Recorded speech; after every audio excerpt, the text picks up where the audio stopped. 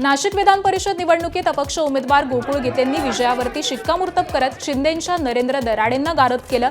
शिंदेंच्या शिवसेनेचे उमेदवार नरेंद्र दराडे यांचा 109 मतांनी पराभव करणारे अपक्ष उमेदवार गोकुळ गीते यांनी पराभूत उमेदवाराच्या पक्षामध्ये 12 तासात प्रवेश केला। ज्या गोकुळ गीतेंनी दराडेंना धूळ चारली तेच आता दराडेंच्या पक्षातील सहकारी झालेत। गोकुळ गीतेंना सहयोगी सदस्य म्हणून शिवसेनेमध्ये सामावून घेण्यात आलं। श्रीकांत शिंदेंच्या उपस्थितीत गोकुळ गीतेंचा काल शिवसेनेत प्रवेश झाला। यावेळी शिंदेंच्या कामामुळे प्रभावित झाल्यानं शिवसेनेत प्रवेश केल्याचं गोकुळ गीतेंनी म्हटलंय। गोकुळ गीते आपल्या सोबत आहेत। त्या ठिकाणी आज आपल्याला माहित आहे महाराष्ट्र राज्य विधान परिषदेची निवडणूक पार पडली होती 18 जूनला। तिचा आज निकाल लागला।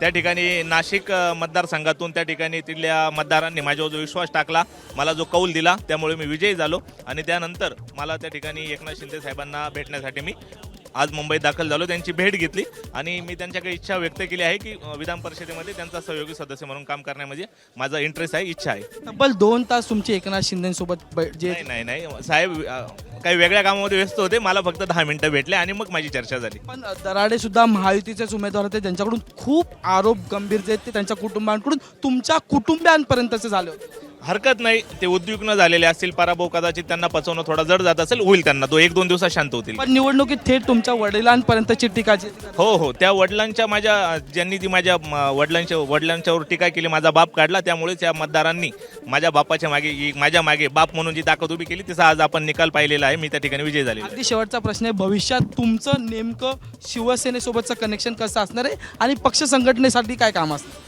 नक्कीच मला अजून तशी काही त्यांनी कमिटमेंट किंवा काही मला त्यांनी चर्चा केलेली नाही का तुला पक्षामध्ये यावं लागेल वगैरे, असं काही मला आज ते बोललेलं नाही। पण भविष्यात त्यांनी मला संधी दिली तर मी नक्कीच त्याच्यासाठी कोणी संपर्क साधला नाही, मला कोणी संपर्क साधले हे होते गोकुळ गीते, ज्यांनी सविस्तर जो आहे तो आपल्यासोबत संवाद साधलेला आहे। व्हिडिओ जर्नलिस्ट हेमंत कदम सह मी अजय माने, ABP माझा, मुंबई। दरम्यान यावरती मंत्री उदय सामंत आणि खासदार श्रीकांत शिंदेंनी नेमकी काय प्रतिक्रिया दिली आहे तीही पाहूया।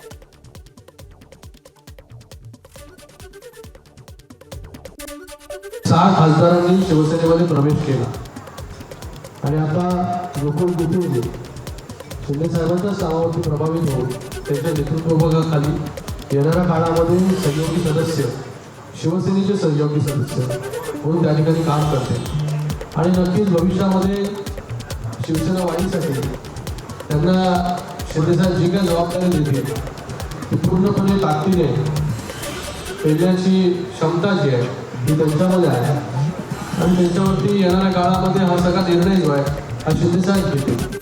दराडे साहेबांना उमेदवारी मिळायच्या अगोदर त्यांनी ही देखील साहेबांकडे मागणी केली होती की तिकिटाची मागणी केली होती। त्यांनी हे देखील मगाशी पत्रकार परिषदेमध्ये जाहीर केलं की ते भारतीय जनता पार्टीचे सक्रिय सदस्य नाहीत आणि म्हणून साहेबांची चर्चा झाल्यानंतर त्यांनी शिवसेनेचे सहयोगी सदस्य म्हणून काम करण्याचा निर्णय घेतलेला आहे माननीय शिंदे साहेबांच्या नेतृत्वाखाली आणि ते अतिशय चांगल्या पद्धतीनं भविष्यामध्ये शिवसेनेचे सहयोगी सदस्य म्हणून शिवसेनेला सहकार्य। नाशिक विधान परिषद निवडणुकीच्या पराभवाचा अहवाल 2 दिवसात एकनाथ शिंदेंकडे सादर केला जाणार आहे। नाशिक जळगावच्या निरीक्षकांकडून पराभवाची कारणं या अहवालामधून मांडली जाणार आहेत। या पराभवाचे पडसाद आज होणाऱ्या महायुतीच्या समन्वय समितीच्या बैठकीमध्ये देखील उमटण्याची शक्यता आहे। महायुतीने दिलेल्या इतर उमेदवारांना शिवसेना पक्षाकडून प्रामाणिकपणे मतदान झालं, मात्र नाशिकमध्ये मित्र पक्षांकडूनच युती धर्म पाळला गेला नसल्याची नाराजी बैठकीमध्ये व्यक्त केली जाणार असल्याची माहिती विश्वसनीय सूत्रांनी ABP माझाला दिली आहे। दरम्यान या संदर्भामध्ये मंत्री शंभूराज देसाईंशी बातचीत केली आमच्या प्रतिनिधींनी, बघूयात। मंत्री शंभूराज देसाई आपल्या सोबत आहेत। मी तर सांगतोय महायुतीची जेवढी मतं होती तेवढी महायुतीची मतं इंटॅक्ट राहिलेली आहेत। त्यामुळे असं कुठेही झालेलं नाही। शिवसेनेची मतं, राष्ट्रवादी अजितदादा पवार गटाची मतं ही आहे त्याप्रमाणे महायुतीलाच पडलेली आहेत। त्यामुळे माझ्या माहितीनुसार महायुतीतली मतं कुठेही फुटलेली नाहीत। शेवटी एकदा अंकगणित घेऊन बसलं पाहिजे, भाजपचं मतदान किती आहे, शिवसेनेचं मतदान किती आहे आणि राष्ट्रवादी काँग्रेस पक्ष अजितदादा पवार गटाचं मतदान किती आहे, त्याच्यापेक्षा पुढे जवळपास 600 मतं पडलेली आहेत उमेदवाराला। त्यामुळं मतं कमी व्हायचा प्रश्नच नाही। मी तुम्हाला सांगतो, नाशिकचा निकाल तर धक्कादायक आहे। एकदा महायुतीमध्ये जागा वाटप ठरलं आणि जागा शिवसेनेच्या वाट्याला आली। वास्तविक पाहता उमेदवारी अर्ज मागं घ्यायच्या दिवशीच अर्ज मागं व्हायला पाहिजे होता अधिकृत। आता त्यावेळी काय गोष्टी घडल्या, कशा घडल्या हे सगळ्या महाराष्ट्रानं पाहिलं। पुन्हा त्यांनी सांगितलं की मी माझा प्रचार थांबवलाय, मी निवडणुकीतनं माघार घेतलेली आहे. आणि आता ते काय म्हणतायत निकाला दिवशी की मी दराड्यांना मतदान करा असं म्हणलं नव्हतं. मग एका बाजूला म्हणायचं माघार घेतो, प्रचार थांबवतो, आणि आज निकाला दिवशी सकाळी म्हणायचं की मी कुठं असं म्हटलं की दराड्यांना मतदान करा. व्हिडिओ जर्नलिस्ट योगेंद्र गुप्ता, मी सूरज सावंत, एबीपी माझा, मुंबई. नाशिक विधान परिषद निवडणुकीमध्ये शिवसेनेला धक्का बसलाय. त्यावरून महायुतीत शिवसेना नाराज असल्याची चर्चा आहे. त्यातच आता नाशिकमध्ये जे झालं ते झालं, पण रायगडच्या पालकमंत्री पदाबाबत शब्द फिरवला तर आम्ही गप्प बसणार नाही. वेळप्रसंगी आम्ही रस्त्यावरती उतरू. रायगडचे शिवसेना आमदार महेंद्र थोरवे यांनी गंभीर इशारा दिलाय. टोकाचा विरोध असताना देखील रायगडमध्ये आम्ही युतीधर्म पाळला आणि अनिकेत तटकरेंना निवडून आणलं. त्यामुळे आता पालकमंत्री पदाचा दिलेला शब्द मित्रपक्षानं पाळावा असं आवाहन थोरवेंनी केलंय. शिवसेनेचे आमदार महेंद्र थोरवेजी आपल्यासोबत आहेत. थोरवे साहेब, खरं तर आता निवडणुका पार पडलेल्या आहेत. या निवडणुकीत ज्या आधारावरती रायगडची जागा शिवसेनेने सोडली, म्हणजेच रायगडचं पालकमंत्रीपद, हे आता मिळण्यास कुठलाही अडसर राहिलेला नाही आहे. काय नेमकं आश्वासन दिलेलं आणि कधीपर्यंत पालकमंत्रीपद जी जागा आहे ती आपल्या पक्षातल्या भरत गोगावलेजींना दिली जाईल? आज विधान परिषदेचे निकाल लागलेले आहेत. त्यामुळे आता लवकरात लवकर शिंदेसाहेब फडणवीस साहेबांशी चर्चा करून घेतील आणि राष्ट्रवादीच्या सुमित्राताईंशी चर्चा होऊन माझ्या मते लवकरात लवकर रायगडचं पालकमंत्रीपद हे भरतशेठ गोगावले यांना दिलं जाईल असा आम्हाला सगळ्यांना आता आत्मविश्वास आहे. पदाबाबत आपण अजूनही तितके शोहर आहात, कारण ज्या पद्धतीने नाशिकची घटना घडलेली आहे की केसाने गळा कापण्याचा प्रयत्न झाला आहे, तसाच काहीसा प्रयत्न रायगडमध्ये देखील होऊ शकतो. त्या संदर्भात काही हालचाली आपल्याकडनं होणार? नाही, नक्कीच. आता जो शब्द आम्हाला सगळ्या रायगडकरांना पालकमंत्रीपदासंदर्भात दिलेला आहे, हा गेली कित्येक वर्षाचा शिवसेनेचा संघर्ष त्या ठिकाणी आहे. परंतु जर अशा वेळी जर आमची फसवणूक झाली तर आम्ही मात्र त्या ठिकाणी गप्प बसणार नाही आहोत. वेळ पडली तर आम्ही रस्त्यावर उतरू. नागपूर विधान परिषद निवडणुकीत महाविकास आघाडीची 81 मतं फुटली. यामध्ये काँग्रेसच्या 39 मतांचा समावेश आहे. महाविकास आघाडीमधील कोणत्या मित्रपक्षांच्या नेत्यांनी दगाफटका केला याची पूर्ण माहिती आम्हाला आहे, अशी प्रतिक्रिया नागपूरचे काँग्रेसचे शहर अध्यक्ष प्रफुल्ल गुधळे यांनी दिली आहे. लवकरच याचा अहवाल तयार करून काँग्रेसचे प्रदेश नेतृत्व आणि अखिल भारतीय काँग्रेस कमिटीला पाठवणार असल्याचं प्रफुल्ल गुधळे यांनी म्हटलंय. त्यांच्याशी बातचीत केली आमच्या प्रतिनिधींनी. बघूयात. शहर अध्यक्ष प्रफुल्ल गुडदे. आम्हाला जी अपेक्षा होती की निदान आमचे मतं कायम राहतील आणि त्यामध्ये महाविकास आघाडी म्हणून आम्ही एकत्रितपणानं निवडणूक लढलो. महाविकास आघाडीच्या मतामध्ये पण काही फुटले. आमच्याकडं मतदानाच्या दिवशी पण त्या संदर्भातल्या माहिती होती की महाविकास आघाडीचे काही मतं भारतीय जनता पक्षाने फोडलेले आहेत. सोबतच काँग्रेस पक्षाचे पण मतं काही फुटलेले आहेत. त्या संदर्भात आम्हाला थोडीशी चाहूल आधीच लागली होती, कारण भारतीय जनता पक्ष ज्या पद्धतीनं त्यांची जी भूक आहे, अघोरी भूक आहे, की त्यांच्याकडं ॲब्सोल्यूट मेजॉरिटी असताना, बहुमत असताना त्यांना त्यांचे नगरसेवक गोव्याला घेऊन जावं लागलं, बाहेर घेऊन जावं लागले आणि त्या संपूर्ण मतदारांना धाकदपट करून दबावाचं तंत्र हे करत, दबाव आणत त्यांनी त्यांचे मतं तर त्यांनी पूर्ण घेतले. सोबतच महाविकास आघाडीचे मतंसुद्धा काँग्रेस आणि बाकी मित्रपक्षाचे मतंसुद्धा त्यांनी फोडले. आमचे मतं फुटले ही गोष्ट खरी आहे, पण फोडणारे लोक कोण आहे आणि कुठल्या आधारावर त्यांनी फोडले? काही वैचारिक आधारावर त्यांनी मतं फोडलेले आहेत का? विचारधारेच्या आधारावर फोडले की पैशाच्या आधारावर फोडले? कॅमेरामॅन मिथुन आत्मनेसह तुषार कोहळे, एबीपी माझा, नागपूर.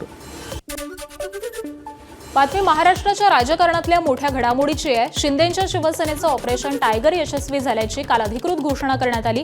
ठाकरेंच्या शिवसेनेच्या 6 बंडखोर लोकसभा खासदारांनी काल मुंबईमध्ये शिंदेंच्या शिवसेनेत अधिकृत प्रवेश केला. आम्ही जे करतो ते फुलप्रूफ करतो, त्यामुळे ऑपरेशन टायगर यशस्वी झालं, अशी घोषणा उपमुख्यमंत्री आणि शिवसेनेचे मुख्य नेता एकनाथ शिंदेंनी केली. विशेष म्हणजे 2029 सालच्या लोकसभा निवडणुकीमध्ये हे 6 खासदार धनुष्यबाण चिन्हावरती उभे राहतील आणि निवडून देखील येतील, अशी घोषणा त्यांनी यावेळी केली. 2024 सालच्या लोकसभा निवडणुकीमध्ये ईशान्य मुंबई आणि धाराशिव 2 मतदारसंघ महायुतीमध्ये भाजपच्या वाट्याला आले होते. मात्र शिंदेंच्या घोषणेनंतर हे दोन्ही मतदारसंघ भाजपनं शिवसेनेला सोडलेत का, असा प्रश्न समोर येतोय. तुमचं काय operation tiger, operation tiger, operation tiger, कोणी काय चालवत होतं, कोणी काय चालवत होतं, कोणी काय चालवत होतं. पण मी आपल्याला सांगतो, मी कालही म्हणालो, आम्ही ऑपरेशन अर्धवट करत नाही, ऑपरेशन फुल प्रूफ करतो, फुल प्रूफ. हे आता 6 खासदार शिवसेनेमध्ये सामील झालेले आहेत आणि हे तुमचं पत्रकारांनी ऑपरेशन टायगर नाव दिलेलं, हे ऑपरेशन टायगर फुल प्रूफ सक्सेस झालेलं आहे. 4 वर्षापूर्वी 22 जून 2022 मला वाटतं, शिवसेनेने आम्ही उठाव केला होता.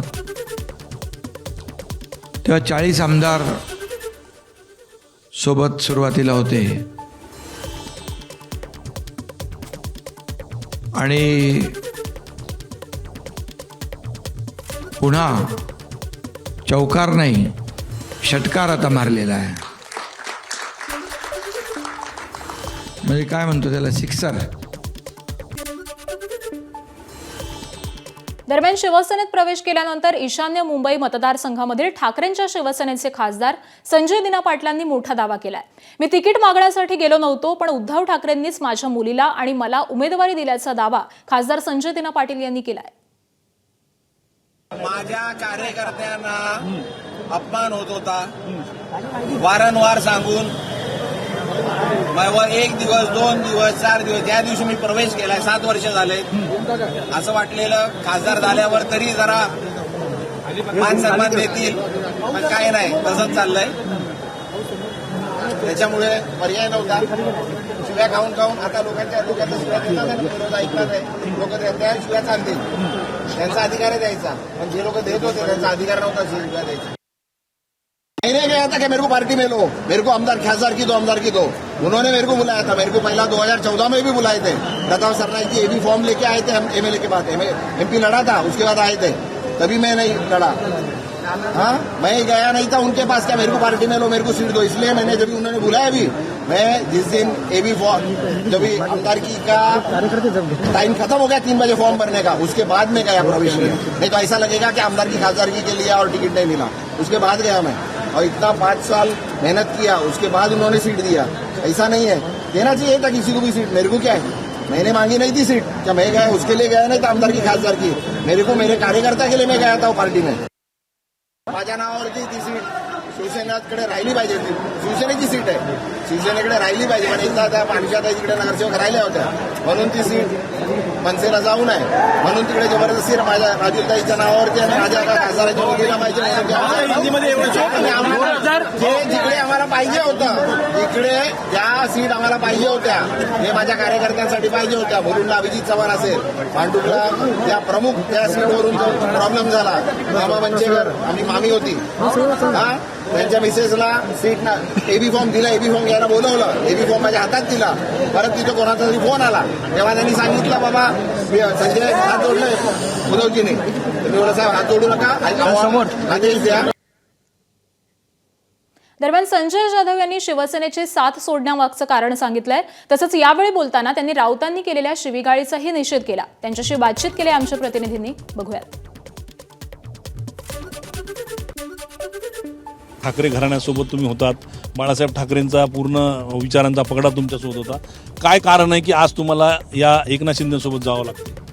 नाही, असं काही जायचं म्हणजे काय झालं की शेवटी कार्यकर्त्याचं मनोबल खचलेलं आहे. जी मूळ शिवसेना होती ती कुठेतरी विचारापासून दूर गेली. मूळ वंदनीय शिवसेना प्रमुख बाळासाहेबांनी स्थापन केलेली शिवसेना ही हिंदुत्वाच्या विचारसरणीवर स्थापन झालेली शिवसेना होती. परंतु मध्यंतरी 19ला जी काही घटनावली घडल्या आणि त्यानंतर जे आम्ही महाविकास आघाडीकडे वळलो, त्याच ठिकाणी आमच्या पतनाला सुरुवात झाली असं म्हणायला हरकत नाही. आणि 22ला जे बंड झालं की ते आमदाराचे कामं होत नाहीत, हे होत नाही, त्यातून झालं. त्याच्यामध्ये काय झालं तर आम्हाला जर समजा ठाकरे घराण्याची जर नाळ तोडायचीच असती तर आम्ही 22लाच तोडली असती.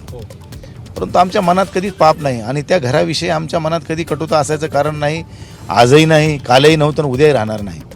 परंतु शेवटी खाली काम करत असताना मतदारसंघामधील लोकांच्या विकासात्मक कामाला प्राधान्य देण्यासाठी खूप अडचणीचा सामना करावा लागायचा. पूर्वी आम्ही विरोधी एबीपी माझा, उघडा डोळे बघा नीट.